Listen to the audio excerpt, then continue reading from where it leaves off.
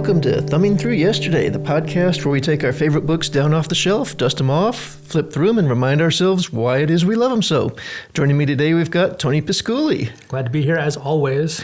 And my name is Tom Galley, and today we are talking about 1984. Yeah. This was one of my choices. And I have to ask, is it really a favorite book, or did you just want to read it again?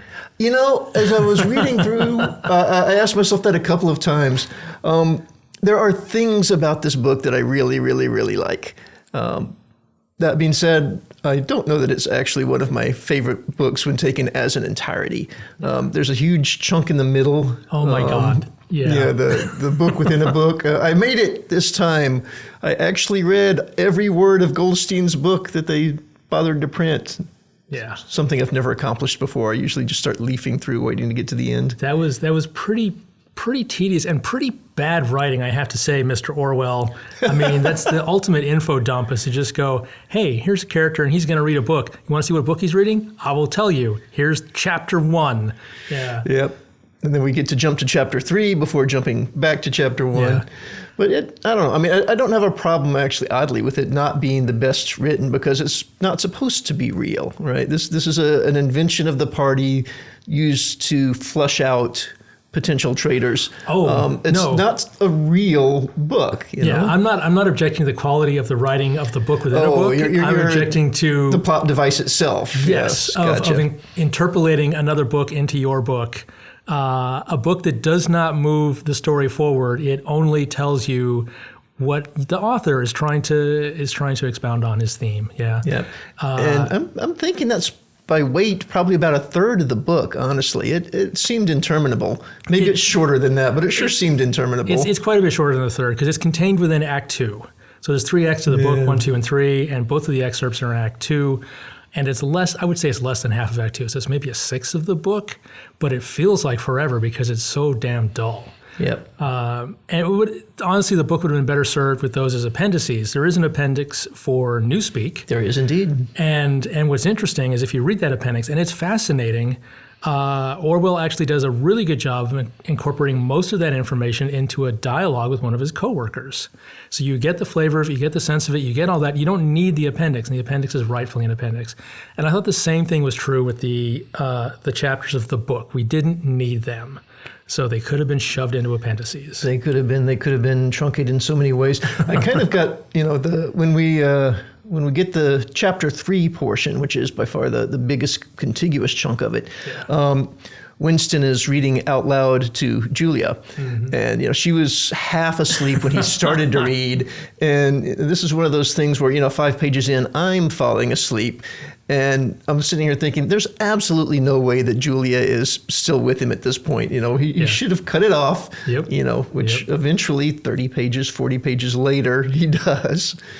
Yeah, that has always been a problem with the book for me. And it's like the pages of description in a Tolkien book, or all the songs in a Tolkien book. Every time I promise myself, this is the time I read it through.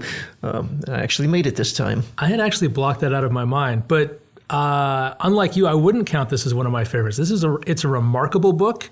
It's a hugely influential book. But I've only read it once. It's not something I was ever encouraged to return to. It's like I read it, I absorbed it. It's like, okay, I got it. I understand those themes. And so a lot of it was it was interesting to revisit after so long. I first read it in high school. And to go, oh yeah, I'd forgotten about that. And, and certainly the book within a book I had completely forgotten. Yeah, was not excited to be reminded about that. Yeah. Leaving out the book within a book part, I think we've probably hammered that down. Yeah. So things I like about this book. Yes. One of the biggest things I love about this is just the simple concept of the principles of Ingsoc, and then most particularly Newspeak. Yeah. The idea of subjugating a population by controlling the language, and specifically by reducing the number of concepts that can be expressed within a language, ultimately to the point where nothing that's not orthodox doctrine can be expressed. Yeah, I think Orwell is overstating the case there. I don't think that's actually possible, but I think it's a fascinating thing to talk about. In a science fiction novel, it makes perfect sense. I think if you tried to do that in real life, it wouldn't actually work. That people, well, I take that back. If you're in a totalitarian society where you're surrounded by thought police and informers, maybe you can get away with that. But there's you familiar with the Sapir-Whorf hypothesis? That language controls thought, and there's a strong version and a weak version. The strong version has been largely discredited. The idea that if a word doesn't exist, you can't think that thought, that's the strong version of the Sapir-Whorf. And people no longer believe that. Linguists no longer believe that. You can have those thoughts, and you make those thoughts by just having non-verbalized thoughts, which is harder. It's easier, certainly, if you have a label to attach to something, but also by making compound words, by inventing slang. Inventing slang is very interesting. We're going to talk about that next time. But I think it's a fascinating idea to write about. Yeah, I think that there's a lot of value to that. If you pick an abstract concept, domestic violence, perhaps, and you turn the calendar back 200 years, there is no word, there is no phrase. Domestic violence is not something that ever makes the newspapers. It doesn't mean it doesn't exist. Obviously, And clearly, people can have feelings that maybe they can't articulate. But that definitely would slow the seeds of revolution, of change. If being unable to articulate this, it's hard to share a viewpoint to somebody who might be sympathetic or might be in a position to do something about it. I think language definitely guides thought, and I think it's interesting that Orwell talked about repressing thought rather than, because I think something that we're seeing in the modern age is people creating concepts that are like attractors, that if you get close to this idea, you sort of fall into this rut, and then you're like, now I'm going to carve through this rut, even though I was only close to that idea before. I think certain words and ideas are so polarizing that you get pulled into that track or you get pushed off that track. And Orwell doesn't really talk about that. He really only talks about suppressing thought. He doesn't talk about channeling thought in the same way. This is true. One of the things I had completely forgotten in my mind before I reread this, I thought that the party had been in charge of Oceania for effectively forever.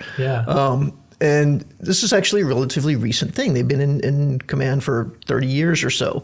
I find it highly unbelievable the number of middle-aged functioning people who seem to have completely forgotten that there was a before, and arguably that before had some advantages. He talks about that a little bit. I mean, he talks about, the people in the inner party are so effective at doublethink that they can recognize that there was a before and also at the same time hold a contradictory thought in their head that there never was a before. The party has existed since the beginning of time. So, yeah. But the inner party is small. Yes. Compared to the outer party. Although, actually, this brings me to another objection I have. The inner party, although percentage-wise is small, is quite large. It's 10% of the population is inner party. And then it's from Big Brother to the inner party, to the outer party, to the proles, who effectively don't count. You can't run a government that doesn't have a hierarchy of command within a 10% slice of the population. There's got to be bosses and sub-bosses, and don't there? This is always an issue with dystopias. It's like, how does this society actually function when so much of it is dedicated to making it not function? It's the thing that always bothered me, going off on a tangent here, about the Hunger Games. We have 12 districts, and one of those districts has about 1,000 people in it. So what's the total population of this country? 12,000 people, and yet the central district has technology that couldn't possibly be supported by 12,000 people. So I don't know. Well, I thought that was fun that they talk about in I can't believe I've forgotten his name. The inner party member that Winston O'Brien, O'Brien actually talks about the fact that they are losing the ability to support themselves technologically, but they're okay with that. They're okay with, and this is actually something I have seems like the only thing I'm talking about is things I challenged the book on. People in the inner party seem to be okay with the fact that life is going to get worse for them too. They're still going to continue to be the haves compared to the have-nots out there, but what they have is going to diminish over time. Yeah. That was actually a fascinating thing that I had forgotten about. It was the bulk of, I think, chapter 3, War is Peace, which is the whole reason for war is to suck up excess production so that they could suck up excess material benefit so they could maintain control of the populace. Yes. It's like there was so much productivity gain that we had to burn it somehow. We had to burn the excess so that people weren't just sitting around being bored and loving life.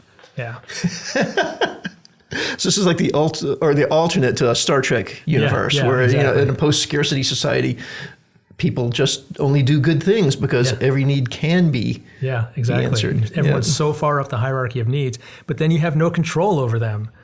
So we have to like squash them back down. Flipping through my... Here's the thing I was thinking about was, this is typically classed as a science fiction book, and I don't think Orwell wrote it that way. I mean, we talked about this before we started, that he originally wanted to call it 1948 because he was worried that England was slipping into totalitarianism, and his publisher says, no, sir, that is far too provocative, and so he called it 1984 instead. But is this science fiction? Does it meet the criteria for you? It certainly exists in a gray area that borders science fiction. How about that? There are no hard sci-fi concepts in this. Just for thinking me, through my head, Inksock and Newspeak fit the bill there in terms of a tweak to something. It's linguistics and sociology as opposed to physics and biology or something like that. But to me, that sort of ticks that box for me. Yeah. I don't know. I don't think of it as a sci-fi novel. Honestly, I don't know how I would categorize it. This is one of those books. Now, this is a little interesting about me. I was introduced to this in high school, but I was never required to read it. It wasn't like the English lit or the English lit professor said, this is the book that we're reading next or anything of that nature. But it got talked about in it popped up in conversations in different contexts, so I sought it out. Yeah. And I don't know, I've probably read it 3 or 4 times. Wow. And it...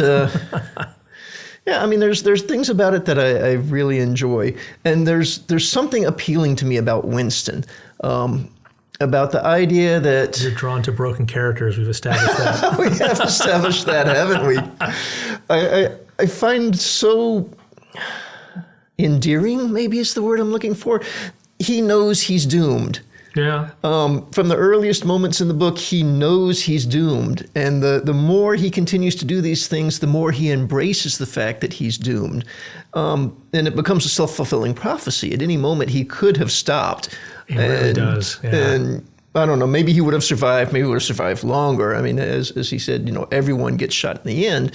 I don't know if that's 100% accurate or not. He's expecting that, and then he gets a different doom than he anticipated, and it kind of destroys him. Yeah. So he's expecting to just be, killed by the party, and instead he gets subdued by the party.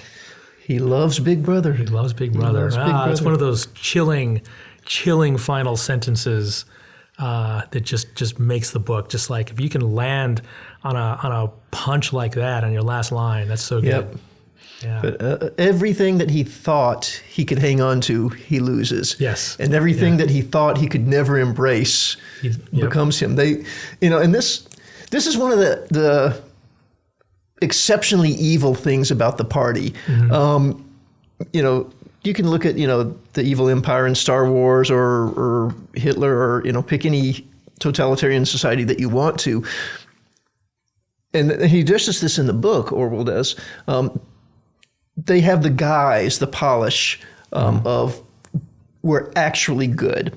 We're doing strict measures, harsh measures, sure, but it's because we're actually good. No, the party self-acknowledges we're evil. Yeah. And we're going to win because we are under no illusion about what we are. We will continue to deceive the people. We will continue to trod upon the people, and they will continue to take it because there's never going to be an opportunity for it to turn around because we're self-aware of what it is we're doing and why we're doing it. Exactly. Power is the end. That's what makes them so powerful is that they recognize that O'Brien talks about this idea of the endless cycle of the oppressed sort of gathering up and displacing the people higher up and taking their place, and of course then assuming power and corrupting and sort of becoming what they were.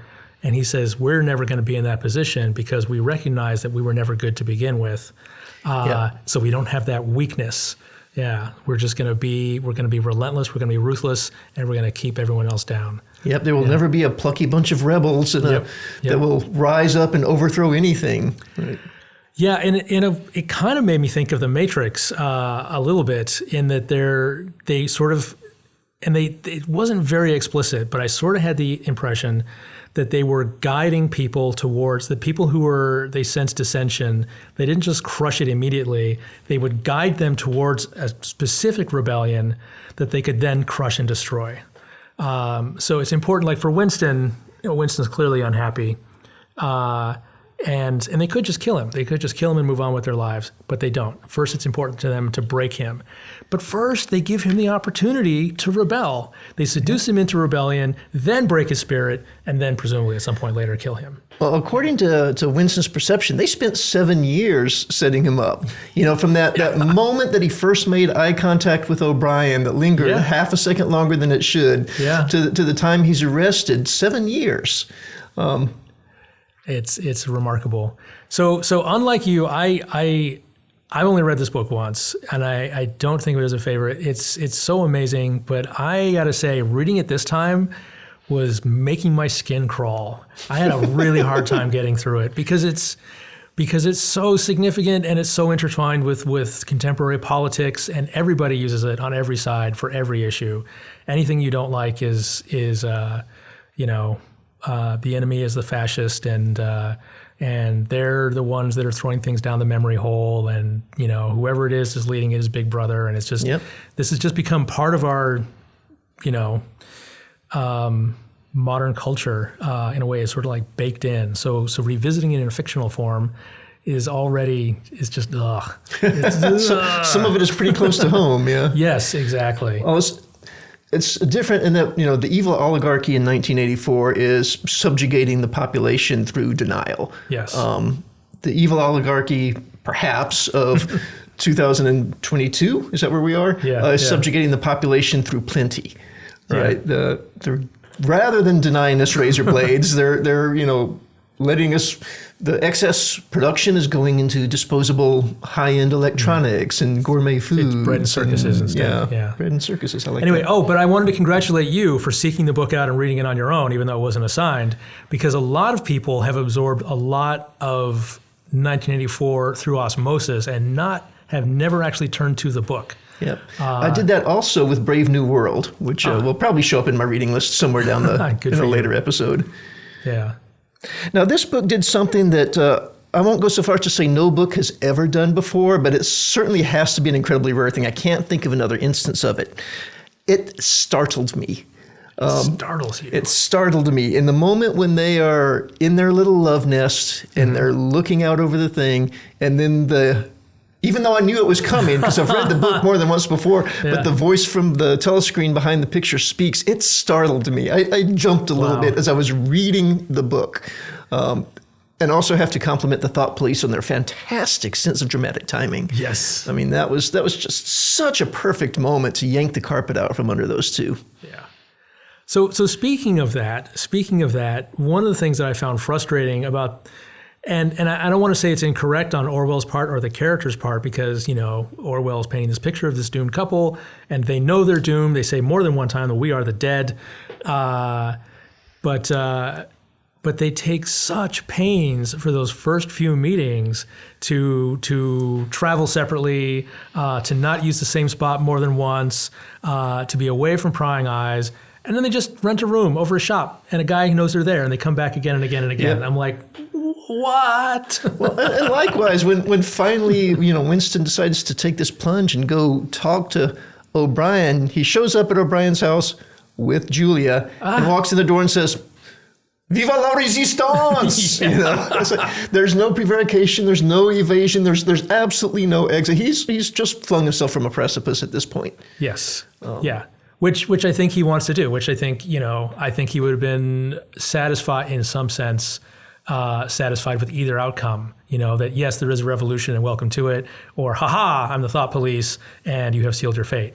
I think that would have made sense to Winston in a way that would have been obviously unpleasant, but satisfying. Would have satisfied his sense of justice in the way the world works. Yeah, not justice, but his belief in how the world works. This suddenly reminds me of the movie Brazil.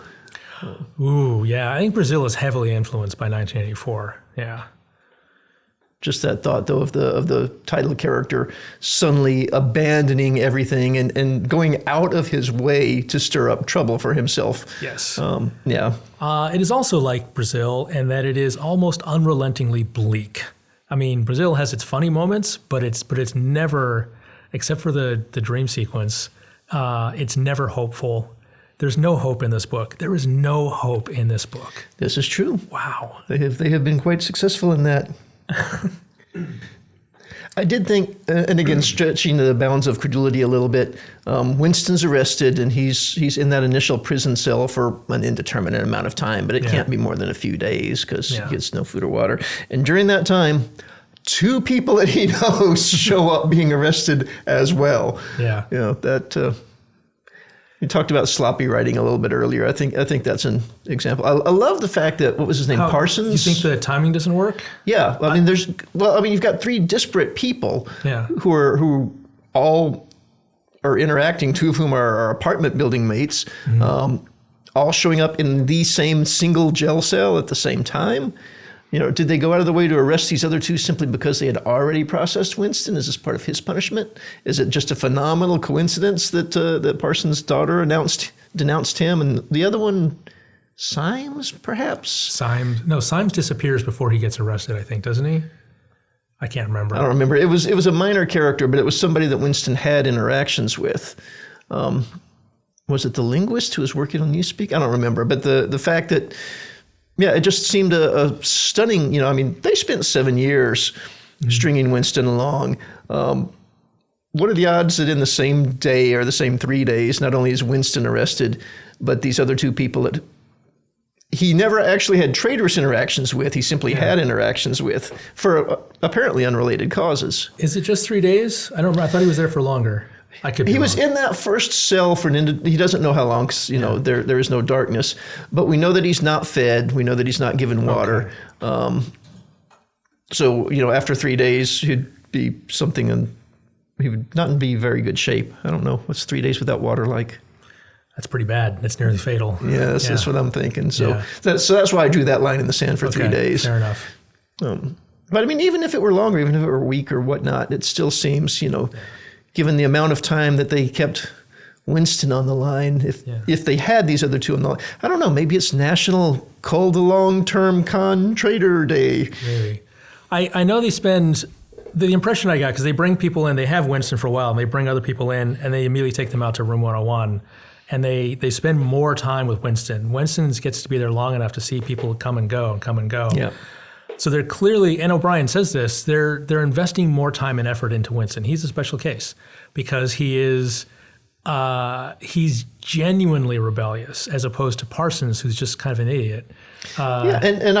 He seems like exactly the sort of person you'd want populating your outer party, right? He had no desires to do anything other than party good. Parsons, yeah, exactly. Yeah, I think Parsons just falls a victim of circumstance because he gets betrayed. They have to deal with him. Well, yeah, I don't think there's any way out when your little girl goes to the thought police and says, "My daddy said," and maybe he actually was chanting "Down with Big Brother" in his sleep, which is strange since it's what Winston was unconsciously writing in his notebook earlier. Yeah, now that's an interesting parallel I'd never picked up on before. Mm-hmm. If we had one other person that was doing "Down with Big Brother" somewhere in the book, I'd start to wonder if this was like a subliminal propaganda thing. Yeah. Like the thought police are actually tossing it out there just so they can scoop people up later. There's something is said about that. I think it's at the 2-Minute Hate where they talk about Goldstein, and the rhetoric they use is so extreme that it pushes people in the other direction. That I don't know if I can find that quote. Shoot. Maybe the hate ends with "Down with Big Brother," and that's where it comes from. Okay, Goldstein was delivering his usual venomous attack upon the doctrines of the party, an attack so exaggerated and perverse that a child should have been able to see through it, and yet plausible enough to fill one with an alarmed feeling that other people, less level-headed than one myself, might be taken in by. So Goldstein's a puppet here, and he's not saying, hey, the party doesn't have your best interests in mind. We don't have to live like this as human beings. He's going, the party is evil and they're trying to destroy you. And he's being so extreme that you have to disbelieve him and you have to resist him. And at the same time, you could be afraid that, and I think this is something, again, parallels to modern society, even though it's so absurd, you're convinced in your heart that there are other people out there who are being taken in by it. I love that. I thought that was a lovely touch there, right? Appeal to that because everyone thinks themselves an intelligent, rational being. Yes, I would never be fooled by this, but I'm concerned about my neighbor who certainly is. Yeah, so. Indeed. Here's the thing. The division between Eurasia, East Asia, and Oceania was interesting. And initially, they don't talk about Africa and South America until considerably later in the book. And that's where a lot of the fighting is happening in Africa, around the Congo, bizarrely. But actually, that comes out of Goldstein's book, right, where we get most of that. I think so. That information. Yeah, but but originally when you first encounter these, because they mention them on page 9. The natural division seems to be sort of the England and the English-speaking colonies. So that's England, United States, Canada, Australia, and New Zealand. That's Oceania. And then Eurasia is all of Western Europe and maybe Moscow and St. Petersburg, maybe Turkey. And then East Asia is everything else. But what about the subcontinent? What about India? What about Africa? Maybe Northern Africa is part of Eurasia, South America. These things don't seem to fit, and they're not really discussed until much later, until Goldstein's book, and then we find out that that's where the conflict is happening. So it seems Oceania. My tongue doesn't want to say that for it, but it seems like they're in the weak position just because they are a distributed power, where the other two are very solid, landlocked powers. You could walk from one end to the other of Eurasia or East Asia. I would say an advantage, I'm thinking in modern terms, an advantage that Oceania would have is that they're largely united by culture, which Eurasia and East Asia would not be. Yeah, by culture and by language. That's the largest single language block, right? Except for Russia, but Russia is part of East Asia. So you got Russia lumped in with China. That's like oil and water. Indeed. Yeah. So, and that's an interesting thought too. Now, rewinding to Newspeak a little bit, the intention of the party is that by I think it was 2055, but by sometime in the foreseeable, although not close future, that Newspeak would literally be the only thing spoken by party members, that Old Speak would be gone, that the children who were there would have been raised in Newspeak and not be able to comprehend or function with Old Speak. Yeah. And yet there's no effort going on with the proles. They acknowledge the proles are a separate thing. So you're actually conceivably heading to a society where your ruling class can't interact with the proles, with the majority of the populace. So that's interesting. Another interesting thing about the proles is that they have much more freedom than the outer party members. And it's just like, good Lord, Winston, why form a rebellion? Why don't you just move out to the country and live on an apple farm? Yeah. Every time they went out to the country and met somewhere, it's like, why do you not just live here? Form some sort of subsistence. It's like the last scene in Blade Runner where they're driving off in the car. It's like, oh my God, this exists? Why does anybody live in LA? Indeed. It's sort of baffling. It's like that the concentration of evil within the inner party and outer party, and yet there's this whole vast free world that they're just ignoring, which the proles inhabit. So yeah. Just a cute little thing as I was reading through Winston's early days of being tortured. Star Trek The Next Generation, there's an episode where Captain Picard is captured by the Cardassians. And Kardashians? I've forgotten which it is. I hope it's Kardashians. Kardashians, right. I was laughing because it's so close to Kardashians. But that's an episode I'd like to see. he's imprisoned, and he's the only point of interaction he has is this officer who's torturing him. And the officer asks him no questions, but there are 4 lights behind his desk. And he asks Picard, how many lights do you see? I say there are 5. And he tortures Picard until Picard is on the cusp of believing that there are 5. And of course, it's Star Trek. He's saved at the last minute, and he gets to walk out. And, there are 4 lights. Yeah. But, this is Winston and O'Brien with the fingers in the torture cell. And there's no, because it's a bleak, hopeless book, there's no exit for Winston. No one saves him. No one rescues him. The only salvation is for him to believe, right? For him to so utterly break and rebuild himself that he is what O'Brien wants him to be.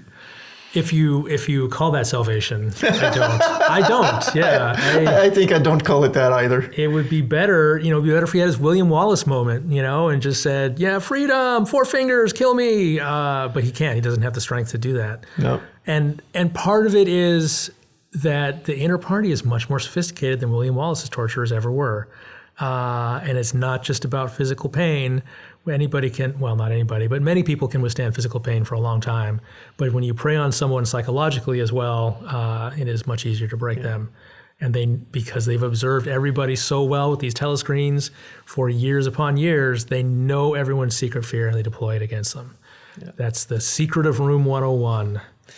You know what's in Room 101. Everyone knows what's in Room 101. Yeah. What's in Room 101 is the worst thing in the world. Yep. And yet he doesn't know this. Everybody else that he comes across seems to know this. Somehow Winston missed out on that one bit of information. Yeah. Yeah, it's everyone should read this book once. Yeah. Everyone should read this book once, but wow, I wouldn't recommend reading it more than once.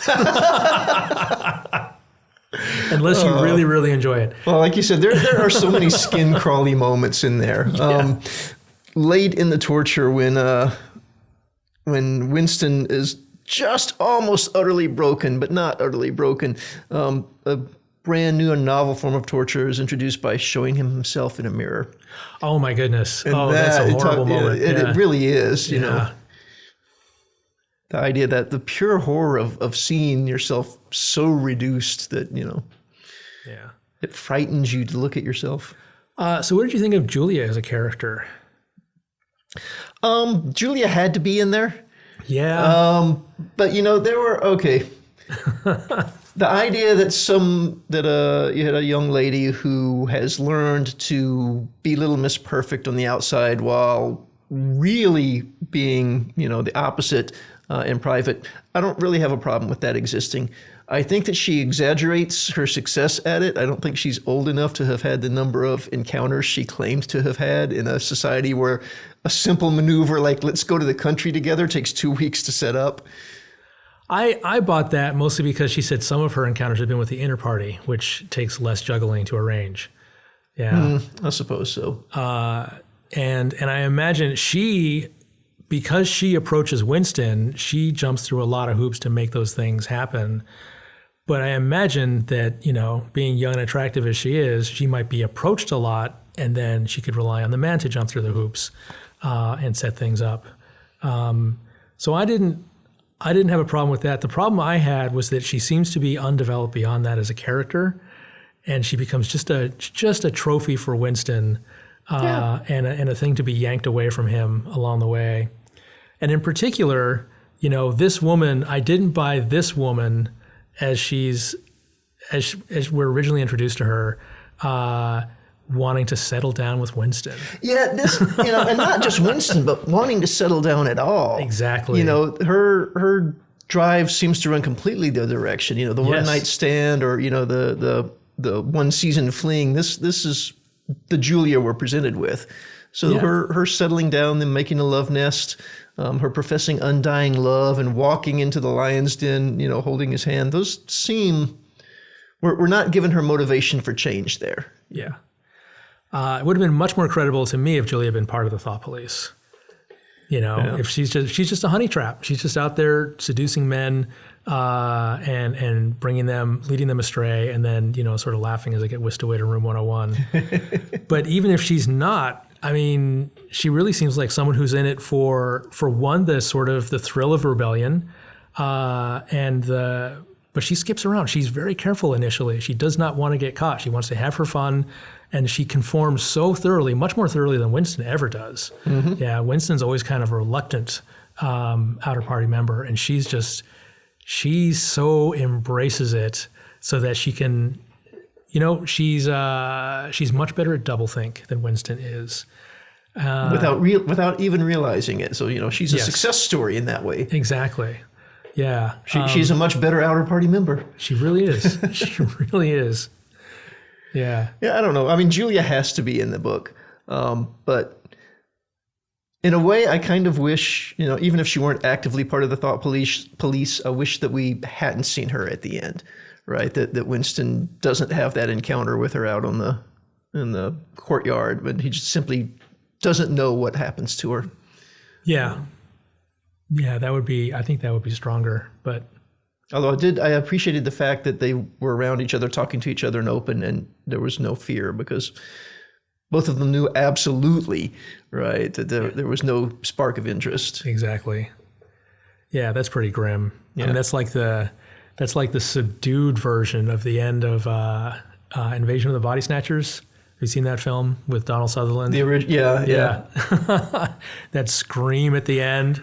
It's one of the most chilling moments in film. So it's like that, but just kind of like, instead of a scream, it's just kind of like, oh, it's you. And there's just nothing. Yeah. All right. I think we have done this justice, if justice applies to the world of 1984. What do we have to look forward to next? I don't know if we're looking forward to it, but what we're reading next is A Clockwork Orange by Anthony Burgess. All right. Again, one I've read a few times, and let's see if it fits in the category of favorite or not. Exactly. All right. We'll see you all in 2 weeks. See you in 2 weeks.